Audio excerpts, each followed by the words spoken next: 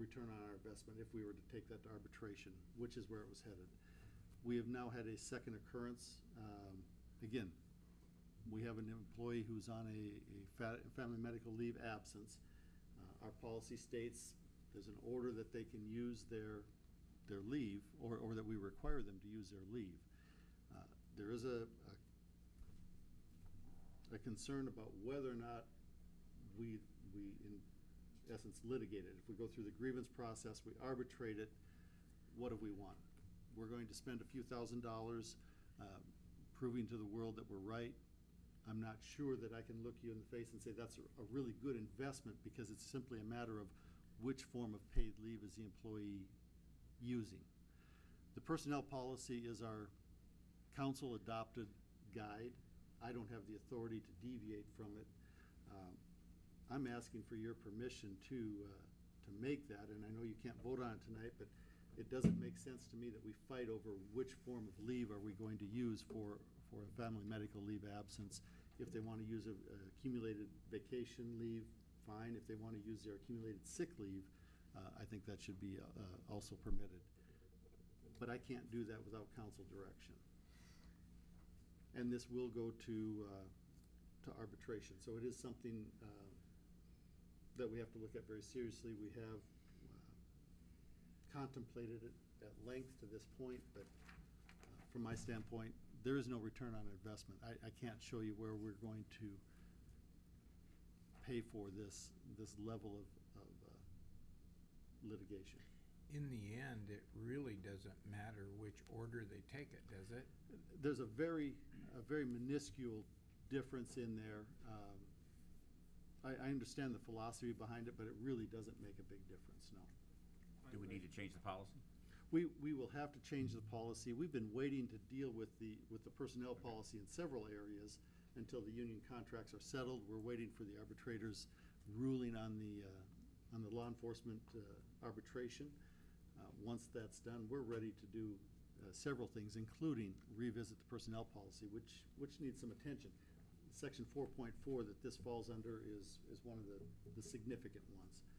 So we want to make sure that when we adjust it, that we honor or reflect those items that are in the union contracts to the best of our ability, so we don't have union contracts and personnel policy conflicting with each other, which to a certain extent we are facing today.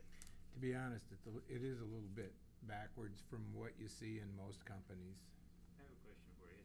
I mean, to me it doesn't matter which one's used first, but if somebody's out on FMLA and they can't come back to work, let's say they're halfway through their FMLA and halfway used their sick time and they can't come back to work and they end up retiring. Now, we pay their vacation out. Do we pay their sick time out? Sick time, under certain circumstances, is paid out at 10% of accumulated time, if they meet certain provisions. Okay, and if they don't meet that, then they don't get paid back out? That's correct. Okay.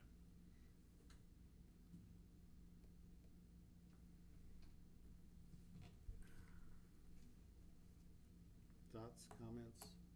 No, I mean, I think we ought to take a... Well, this is a discussion item. I have to make a determination this week on how this employee is going to be paid out, which way are we going with it. I'm looking to see if there's any significant heartburn at the council level if we move it toward the sick leave, using accumulated sick leave as opposed to vacation, casual days, etc. Yeah. I think you ought to just go ahead and do it. Do we need to make anything? We'll formalize the change in the personnel policy, which you will have to do. And again, I know it's a discussion item tonight, but it's something that we're going to have to address for the sake of the employee and the fact that the personnel policy is written in the way it is. So what we say doesn't make any difference on the arbitration at this point? No. Not on the contract. If we were to hold our ground on the current language, I'm not saying we'll lose. I'm very confident that we have a very solid case. My concern is, what have I won, even if I win the arbitration? I've won a $5,000 or $10,000 legal bill to prove that I was right, or that the city was right, and I don't think that that's a worthwhile investment. Like I said, I think it's a little bit backwards now anyways. I think we should change it. No, I was just readjusting my chair. So again, what do you need, Al? That's all I need. Do you need Nobody's all of throwing us? any rotten tomatoes at you right now. That's so right. it's- I'm good. Okay. Carter So just lost $5,000 or $10,000.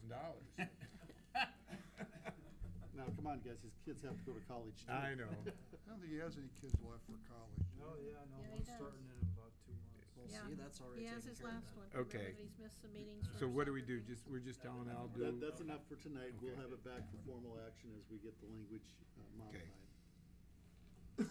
Okay, now we're down to reports.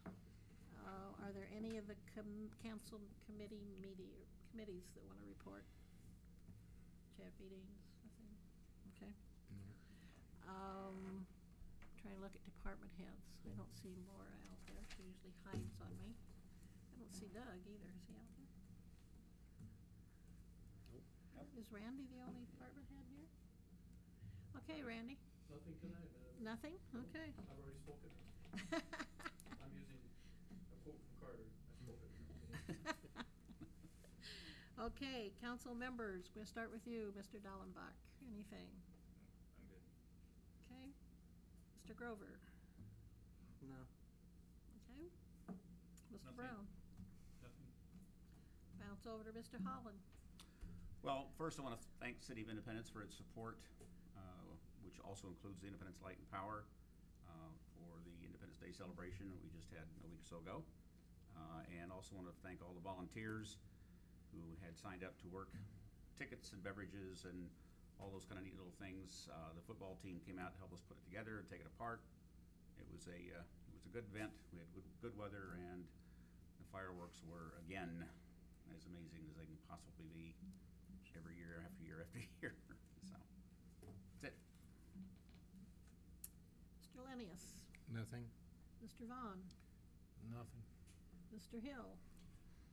Yeah, I would just like to thank the community for their input. The last couple of weeks with our budget and our levy have been stressful for everybody, and people have been very level-headed. They have asked questions. They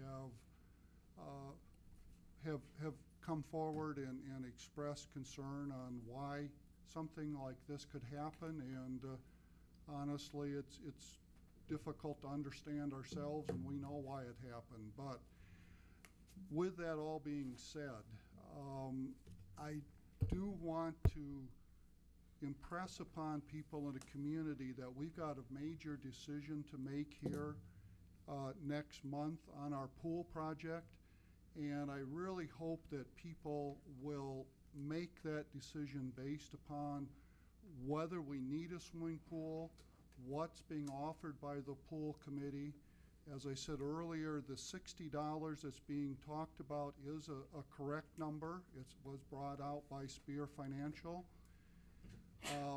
I really hope that people don't approach the pool vote with punishment toward the city, because they'll only be punishing themselves. If they really want to punish, there's going to be an election in November. They can certainly vote against me and punish me because I'm on the council, but do not vote no on that pool because the city council and the city government made a mistake. So I just wanted to make that clear, that be sure to vote on the merits of the project, not what's happened over the last couple of weeks. So thank you. Okay. Carter? No thanks. Nothing? Barb? Al? Only to say thank you to the folks in Independence and in Buchanan County that worked on Project Aware yesterday. There were approximately 200 volunteers that launched from Knott's Landing yesterday morning, 100, 125 boats, and the amount of debris that were picked up along the river between here and Quoski yesterday was, from my standpoint, phenomenal, unbelievable. So, fantastic program, a lot of volunteers, and being the host community and having them here in town on Saturday and early Sunday morning was I think, a fairly good thing. So thank you to everybody that worked on that. Okay. Have I missed anybody? Any committee, any staff? Okay. Art? I was gonna comment on that too, because I've heard good stuff about the cleanup of the Wapsie River and a lot of good people that have helped with that, so I wanna thank everybody that participated and did all the work on it, because it was a very good success. I also wanna thank the 4th of July committee for all the hard work they put in, because that also was a success with everybody. We had a perfect day for a parade and all the festivities, so we couldn't have asked for more. I've heard, I have a Facebook page, but I don't check it on a regular basis, since I obviously don't have a lot of people on mine, because I keep hearing things that's on there that I never see, so. But I did get an email from Mr. Miller, who runs the music station, and I understand his whole ordeal and lots of rumors, everything was going around in regards to his business. I've talked to him and apologized for any problems that we caused. He was very understanding. Had a great conversation with him. He has a lot of things that he also has, he seems to, even though he doesn't live here anymore, he still seems to be very involved with Independence. And one of the things that he had mentioned was that he understood that there's that the animal shelter that we're looking at building up in Hazelton or whatever for the county, and that they had a project with cardboard that they were collecting for some of their fundraising, and he is offering, because he has a lot of it come through his building or his business, and he's offered to let his business be a place where people could bring the cardboard, things like that. He's interested in being involved on that to help with the funding of the animal shelter. So if there's anybody either out there or in the public that is involved with that, let me know. I can give you his telephone number and contact information. He would like to be able to help with that. But we had a great conversation. He seems like a very nice man, and somebody, even though he is not a citizen here, is very interested in our community, because he did live here at one time. So, other than that, I think that's all I had on my agenda for tonight. I will open a motion for adjournment. Always Vaughn. Motion by Vaughn, seconded by, don't always speak up at once, Mr. Hill. All those in favor say aye. Aye. Opposed, the same. Motion carried. Thank you. See you in 2 weeks.